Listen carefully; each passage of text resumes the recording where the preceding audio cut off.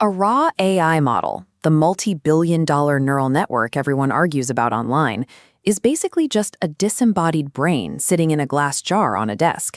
It has no hands, no environment, and absolutely zero real-world awareness. OpenAI's GDP benchmark measures AI against actual knowledge work. In a lab, that isolated brain beats or ties human professionals 70% of the time, and it completes tasks 100 times faster for a fraction of a penny. But watch what happens when you take that exact same genius-level intelligence and drop it into the messy reality of a real business. Imagine dumping a shoebox full of disorganized receipts, ambiguous emails, and conflicting instructions right on top of that jar. The Remote Labor Index tested these exact same frontier AI agents on 240 real freelance jobs. The success rate collapses. When asked to do a complete job instead of an isolated task, the AI fails 97.5% of the time. The discrepancy exists because a task is an isolated puzzle with clear rules. A job requires mechanical execution to carry out the steps and human common sense to navigate ambiguity. A brain in a jar has neither. To get actual work done, you have to take the brain out of the jar and plug it into a harness. A harness is the specific software environment, like a desktop app or a coding sandbox, that acts as the AI's mechanical body. You have to match the right intelligence to the right body. Think of Claude, specifically the Opus 4.6 model, as your liberal arts brain. It excels at complex product management decisions, deep strategic reasoning, and generating high-quality written documents. To get those results, Claude requires a collaborative harness.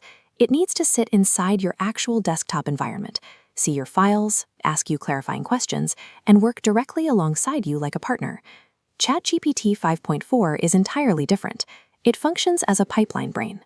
It dominates at building complex quantitative models, generating structured spreadsheets, and executing autonomous multi-step agentic workflows, processes where the AI independently uses tools to reach a goal. But if you ask it to write a nuanced strategy memo, the prose is noticeably weak. It treats tasks as rigid pipelines to execute, meaning it will blindly process instructions without ever stopping to ask you why the work needs to be done. ChatGPT thrives in a strict mathematical harness. You point it at a data pipeline and let it rip through step-by-step logic at machine speed without requiring pauses for human collaboration. When you force the pipeline brain to write marketing copy or ask the collaborative brain to blindly run isolated data scripts, you get terrible writing and broken product strategies. You've put the wrong intelligence in the wrong mechanical body. Then there is Codex, or GPT 5.3. This is the antisocial coder. It is hyper-specialized for producing highly reliable, bug-free software architecture. Codex operates best in the clean room harness. It works inside an isolated cloud sandbox, disconnected from the internet and human interaction. It thinks privately, builds the application, and essentially slides the finished code under the door. Perplexity Computer takes another approach entirely. It acts like a middle manager.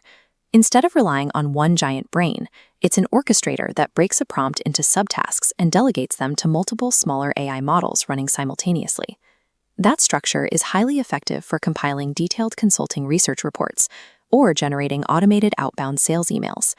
But if you assign that middle manager system to build and maintain a long-term software repository, the project will collapse. Treating all AI as a generic one-size-fits-all text box guarantees that 97.5% failure rate. Surviving real-world work requires explicitly matching the specific brain to the exact mechanical body required for the job. Even with the perfect brain inside the perfect harness, autonomous agents eventually hit the memory wall. This is the barrier where a long-running project breaks down because the AI lacks the institutional memory of an actual employee. Hand an AI agent a vendor contract to review. The model will competently parse the clauses, flag standard risks, and compare the terms against your corporate templates, but it will miss the historical context that isn't written down. The AI cannot know that your company has a flexible understanding regarding payment schedules with this specific vendor, based on a handshake agreement your general counsel made over dinner 3 years ago. Evals are programmatic rules that check the AI's output before it ships. You filter unwritten context and human taste through these rules to build a safe boundary box. When an agent violates company boundaries, the eval catches it and corrects the path. Organizations that take the time to encode their institutional taste into automated evaluations enable a 10-person team to execute the workload of 1,000 employees. Organizations that skip this step are just leaving a naked brain on a desk, expecting it to navigate their business. Algorithms will never magically acquire unwritten human context.